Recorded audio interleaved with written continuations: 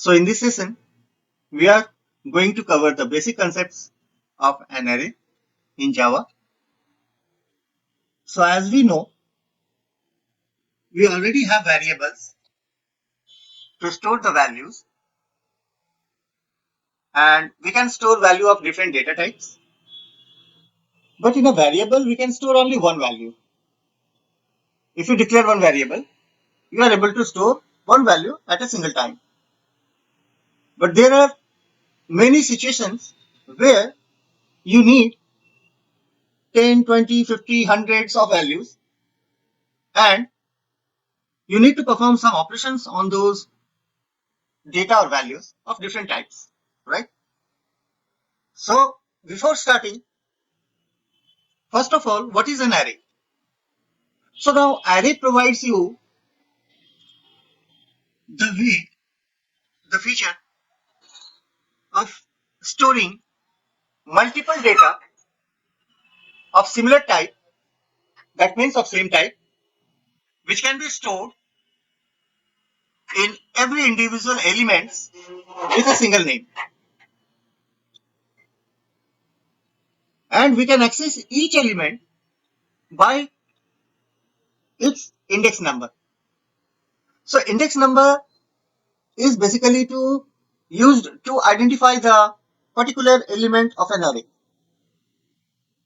So the whole array will have one name and it will have multiple indexes, elements, and where we can access each element by its index number. So if you have an array of integer, you can only store integers, multiple integers. If you have array of string, you can store multiple strings. So to store multiple values together with a single name, we use array, and all the different values are stored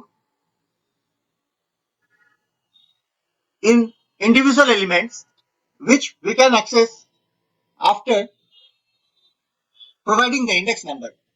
By providing its index number, array index actually always starts from 0. So remember, always the index for the first element will be 0 and the index for the last element will be n minus 1. So you have to remember this. The first index is 0, last index is n minus 1. So what is n? We are assuming n as the size of the array. And also, array can store primitive types as well as reference type. So we all know about primitive types and reference type. So we can create an array of integer, int, that is primitive type, or we can also create an array of string, that is reference type. We can also create an array of our own defined objects. So we can create array to store primitive as well as reference types.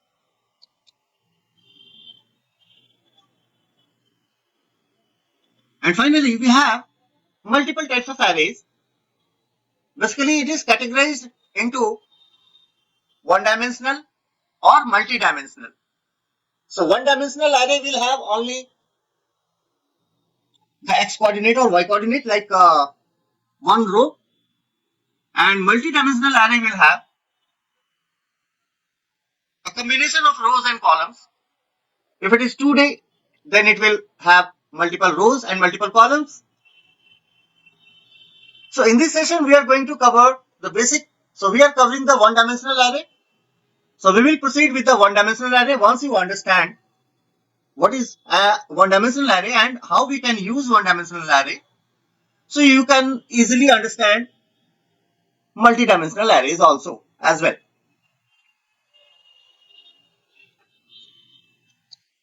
So as you know, to use a variable, you have to declare it first, then you can use it. In the similar way, we have to also initialize or declare the array. Before initializing, we have to first declare the array and then we can use it in our program. So the syntax for declaring array is, first of all, it is very much similar to variable, but only you see the difference is square bracket and the new keyword. So first of all, you have to provide the data type. What is data type? I want to store 10 integers. So I will say int, then I will provide to a square bracket opening closing, a pair of square brackets, then the array name. And here we are simply creating an array, empty array of 9 elements using the new keyword, right? So by default, all the array elements will be initialized by a value 0. In the second example, we can create the array, declare the array, as well as we can also initialize it very much similar to a variable, but the syntax is a little different because this is array and it is going to hold multiple values. So this size says when we are creating an array, we are providing a size here with the new keyword, and the data type, we are providing a size inside the square brackets that tells that ARR named array will be created, which will store 9 integer values.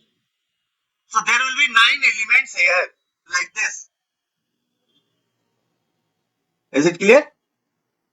So we have 9 elements. Now the array name is ARR and it is initialized with some values, right? So these values are now stored in the corresponding elements, and if you initialize it like this, the size will be automatically taken according to these number of values you have provided here.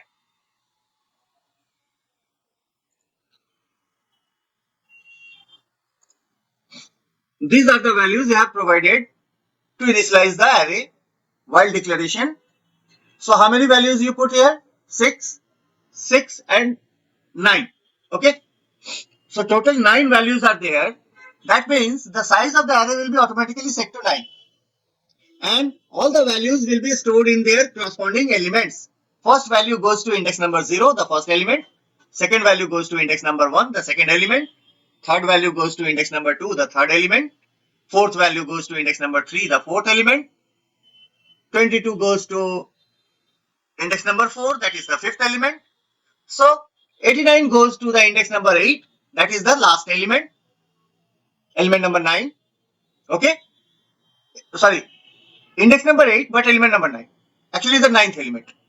As I told you, the array index always starts with a 0. The first element index will be always 0. And if you want to access the last element, so the last element is always, the index for the last element is always n minus 1. So here n is the size of the array. So how many values we put here? We have provided 9 values. The size of the array is 9 now. That's why n is 9. So n minus 1 is 8. Right? If you create an array of 10 elements, the last index will be always 9 because the total size is 10. So the last index is 9 because it is starting from 0. Is it clear? If you start from 1, so it will be 9. But always remember the index number starts with 0. So we get the last index as the size minus 1. Is it clear? So here you can see the array length is 9. First index is 0 and the last index is 8. Is it clear? Now we will see some manipulation of array. How we can access the elements and how we can modify the elements of an array. So we will now, in the next step, we will just look there. So we are actually creating an array of index integer type that has 10 elements. So the first index will be 0 and the last index will be 9. That must be clear. I hope all of you are clear about that. Again, we are creating an array and this will automatically set the size of the array according to the given list of values, right? So all the values will be stored in their corresponding elements. So index 1, sorry, element, first element, element 1 starts with index 0 and the last element will be, the index for the last element will be n minus 1. So here we have 1, 2, 3, 4, 5, 6, 7, 8, 9, 10. So total 10 values are there. The last index is 9. The first index is 0 and the last index is 9. So I hope the indexing system for the array is clear to you, all of you now. if I want to access the third index of this array, I want to get the value from the third index and I want to store it into X, an integer variable, because this has an integer value and an integer value. So the integer value we are storing into an integer variable, that is X. Okay. So which is the third index of a array? So currently we will go with this 0, 1, 2 and 3. So the third index is the third index is 0, 1, 2, 3. The fourth element, right? This is basically the third index, right? So you will get 41 stored in X. Is it clear? So like this, you can access any array element. So for accessing array element, you have to provide the array name, and inside the square bracket, you have to provide the index number for the element from where you want to access the value, or from where you want to store the value also. You can manipulate the values, right? Now suppose I got 41 in X, right? So the X is, now we already got 41 into X from this index number 3. Now what we are doing, we are taking another variable Y, and before that, before assigning anything, we are actually getting the value of X, right? So already X has 41 here, right? And you will add value of the array that is available at index number 6. So 3, 4, 5, 6. This is the index number 6. Alright. This is the index number 6. So you got 74 here. It will return the value first. So you will get 74 here. And X is giving you 41.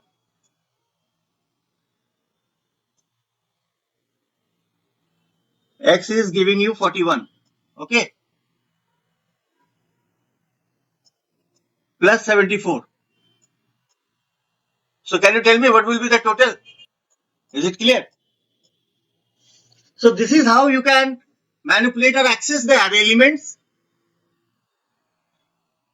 So if you are able to access the array elements, then you can perform any kind of operations using those list of values, right? You can access them one by one,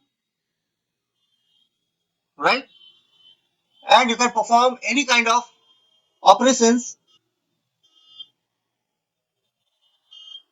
very easily. Suppose if I told you to get 100 numbers and find out the maximum one.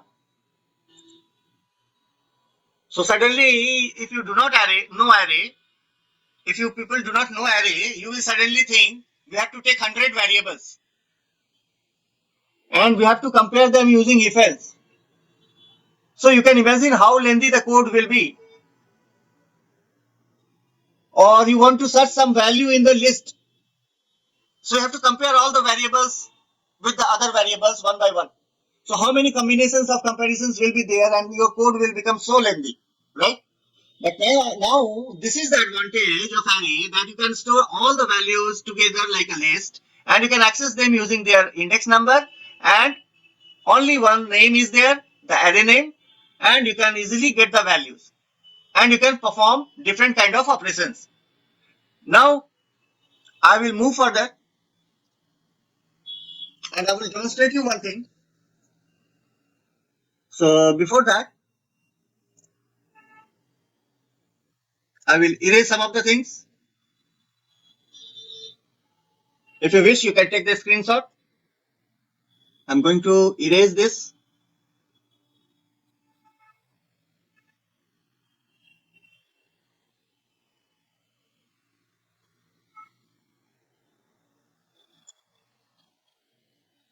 So if you want to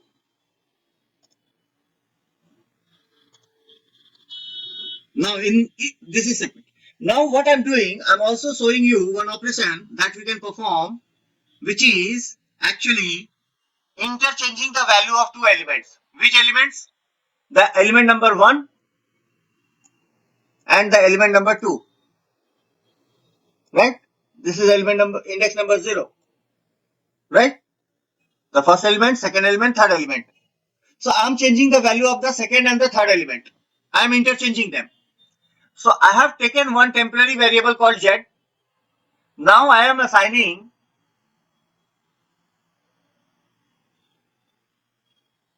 Now I have one z. So I am assigning a value to z that is in index number 1. So it is the second element, that is 14. Okay. Now 14 is safe in z. So now I will assign the value of the index 2, that is the third element, into the second element, that is the index 1. So ARR index 1 is equals to ARR index 2. That means 23 will be assigned here. So finally you will get 23 here. Right? Sorry for the overwriting. So finally we got 23 here at the second step. And at the last step, what we are doing? We are simply getting the saved value, which was 14, is already stored in Z. We got it here. So we are assigning this value back to the index number 2, that is the third element. So now 23 will be replaced by 14. Do you understand?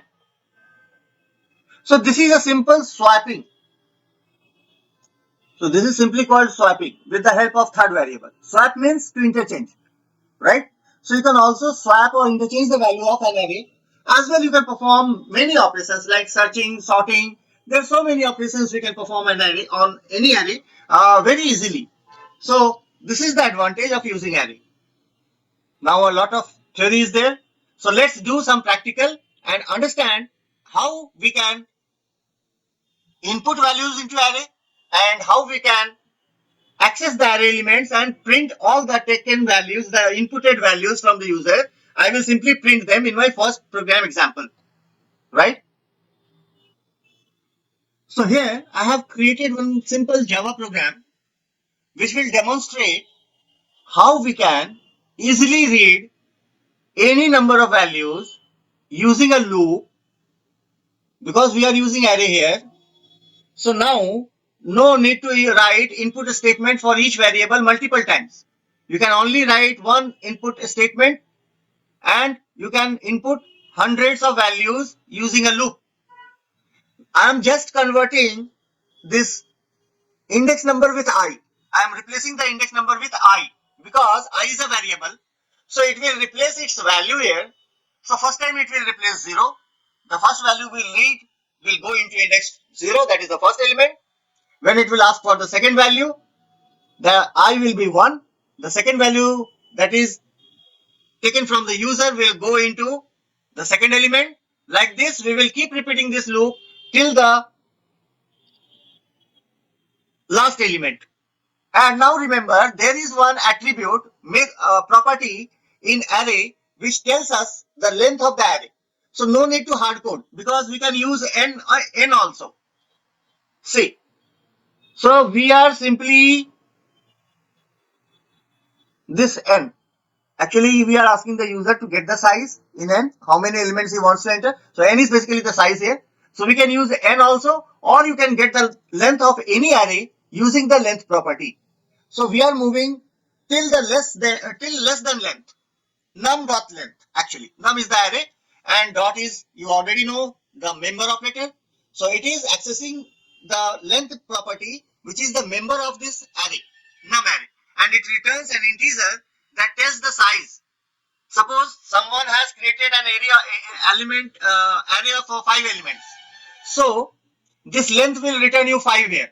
So we will start from 0 and move till 4 because less than 5, right? So this is how we are getting all the values into different elements. So we are not hard coding the index number. We are replacing the index number with the variable name, and as the loop will go on, it will increase the value of I, and all the values that we will keep on reading will be stored in the corresponding elements one by one till the last element. Is it clear? And now I'm only printing the value that we have stored into the array by reading the numbers from the user. We have already stored it, so we will simply print them, right? We will simply print them. And remember,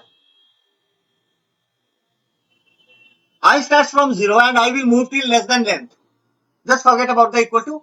That is not there. So we want to access from the first element and move till the last element. We can also write in place of n, we can also write num dot length, right? And one by one we will access them, and inside this loop it will iterate through the value of I, and it will iterate through the elements of the array. First it will get the index number 0, it will print it. Secondly, it will get the index number 1, it will print it, the second element, the third element, till the last element, right? So this is how we can simply input values into an array and we can access them easily. So now if it is hundreds of number, the code length will be same, only we have to mention the size for the n as 100. So simple. So it will repeat 100 times, it will ask 100 values, and it will also store 100 values, right? So this is the advantage. So I'm taking you to the VS Code now, where I will demonstrate the example of the same program.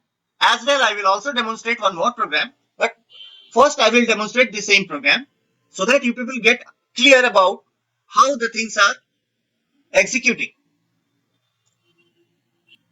Yeah. So now this is the same program. This is the same program I was explaining in the last slide. So you need a scanner class. You have to import it. Every main method starts, the Java program starts with the main method. Every main method will be inside a class, and this class is known as main method class. Every Java program will have only one public class. You can define multiple classes, but in a one single Java file, you can define only one public class. Remember that. So we do a better practice that we create separate classes in separate files. Alright. So now coming to the point, we are asking the user that how many values he wants to enter. So we are asking a number from the user and storing in n. Then we are creating an array of n size. See, named num, and it is going to store integer. So we just want to store integer numbers, and the size will depend upon the user. So first we will ask the user that how many values he wants to create, enter. So we will create an array of the same size here, right? Then we will start a loop. I is here taken for index, so we are starting from 0 because index always starts from 0, and we will move till less than the length of the array. And what is the length? If suppose someone provides 10, so array will be created of 10 elements. So we have to move till 9, so less than 10 will be 9. So after 9 the loop will stop, right? And it will read all the values one by one and store them in the corresponding index number of the array. In the corresponding element of the array, all the elements are represented by index number. So if I is 0, the first value that will be asked from the user will enter, will store in the index number 0, element number, index number 0, element number first, right? Then the second, I will increase by 1, now I will be 1. So the second value will store in index number 1, the second element. Like this it will go on till there is elements in the array, right? Till the size of the array. So we have not used equal to, because if the size is 10, we have to move till 9 only. If the size is 5, we have to move till 4 only. So is this clear? Because we are starting from 0, so 0 to 4 is actually 5 elements, right? Then simply we are reading all the values, and then finally, just for confirmation, we are printing all the values that is now stored here. Already in the num there are values. So we are using a loop and iterating through it till num dot length. We can also do that because n is also representing the size and num dot length will also return you the size. So better use num dot length, right? Or you can also use n. Main purpose, we have to iterate through each element. We do not need to go beyond the element, right? If there is 5 element, we will start from 0 and we have to stop at 4, right? So this is, we have to take care of. So now I'm printing all the values one by one in the same row separated by a comma. And finally, we are closing the scalar object. Okay? Is it clear? Now I'm going to run this program so that you people can understand with the help of the output. So first of all, it is asking that how many values, total number of values you want to enter. I said 6. So now it created an array of size 6 and now this for loop has started. First it is asking for a number and the first number will go in index number 0 because I is initially 0. So I will provide it 10. Again I is 1 now. The loop is continuously continuing there, right?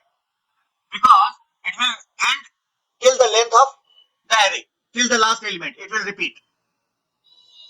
So second is 12, third is 16, then 19, 21. So 5 values I already input. Then 77. So look, all the values are taken from the user and are stored properly in the corresponding elements of the array. So that's why we are able to print the array indexes one by one using the second for loop, and we are getting all the values exactly as we entered, right? 10 was in the first element, so it printed the first value first. 12 was in the second element. 16 was in the third element. 19 fourth. 21 fifth element. And 77 is in the sixth element. So the first index is 0 and the last index is 6 here. How many values are there? 5. Last index is 5 here. So 0, 1, 2, 3, 4, 5. I hope all of you are clear till now. I am simply showing you one more example that will find the maximum number out of the given numbers, right? So it will find the maximum number. If you provide 6 numbers, so it will simply print which one is the maximum, right? So very common. A scanner object is used for taking input from the user. Total number of values I'm asking from the user that how many values he want to enter. So I will create an array of the same size. If the user want to enter 5 values, I will create the array of 5 elements.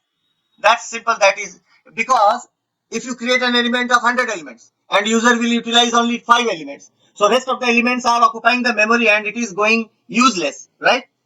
So you should use your memory also very efficiently. I need 7 elements. I will only create array of 7 elements because I know right now. If you do not know how many values are going to be stored there, so you can take an assumption and you can create an array according to your assumption. Okay, but here we are directly asking the user. So it will input all the values from here till here. It is everything is clear. Now we have taken a variable max of type integer because we are dealing with integer value. So all the values are integers. So we will get the max value, the first value as the max value because initially we don't have any maximum value. So we will assume the first value in the array as the maximum value. So we are storing the index 0 in max. Now we are starting a loop from 0 till n minus less than n minus 1. Suppose there are 5 elements. Okay. Suppose there are 5 elements. So I will start from 0 and I will move till 3 because the last index will be 4, right? Just see. We have 5 elements. So if I start from 0, 1, so total 5 elements, so last index will be 4. Is it clear? So we are starting from 0 and we are only moving till here. I will move till the second last element only because I have written minus 1. If I remove this minus 1, it will move till here. And I don't want to go beyond this, because beyond this there is nothing in the list, in the array. So I just want to move till the second last element, so that first I will compare the value of 0 with 1. If it is greater than 1, then I will replace. I will interchange them. Suppose 0 is greater than 1. No. So max will be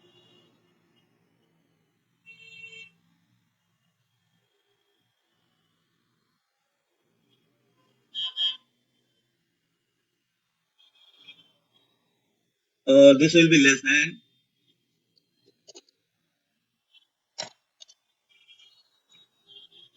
So if the first value is less than the second value, that means the second value is greater.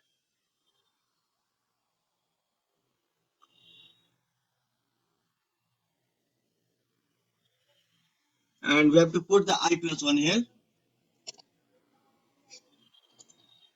So why? Because 0 will be compared with it, the second value. So if 0 is compared with I plus 1, so I plus 0 is less than I plus 1. So now I plus 1 will be maximum. Understand? Second time it will come to I, right? 1, second element. I will be 1.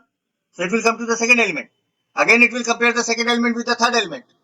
If it is less than the third element, so that means the third element is assigned to the max now. Max is 2 now, right?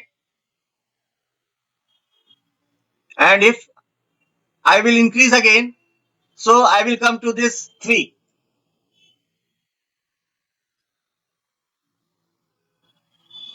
Right? 1, 2, 3. So finally it will find, is 3 greater than 4?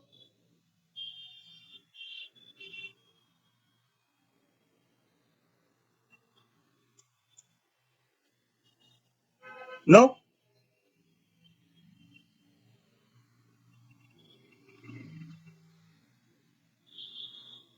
So finally if I run this code, it's a live example.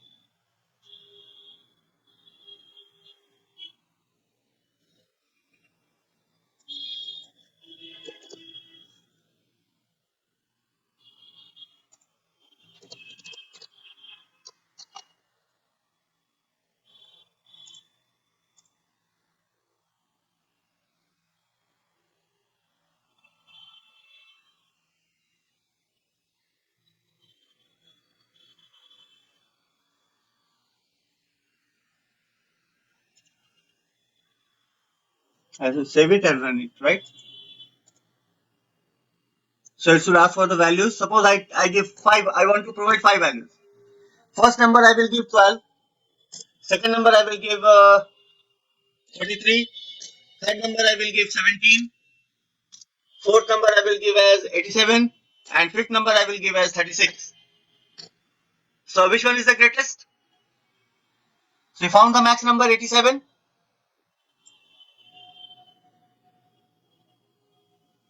Yes. So is it clear now? So you want to provide as many numbers. First it will ask you how many numbers you want to enter. You will create an array of size. And then first you will assume the first value as max. And if the value of I is greater than the value of I plus 1, so that means the value of I should be the max, right?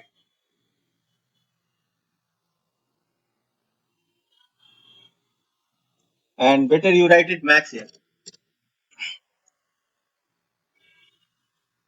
And here it will move till last. So it will work as same.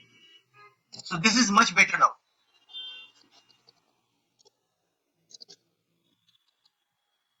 So in programming, you can organize your logic. I hope array concepts are almost clear to all of you. So this is the simple implementation of one-dimensional array, and you can use one-dimensional or array, two-dimensional array or three-dimensional array according to your requirement, your purpose. In the next session, I will cover two-dimensional array. So everyone, I'm concluding this video right now, and hopefully we will meet in the next session. So thank you all.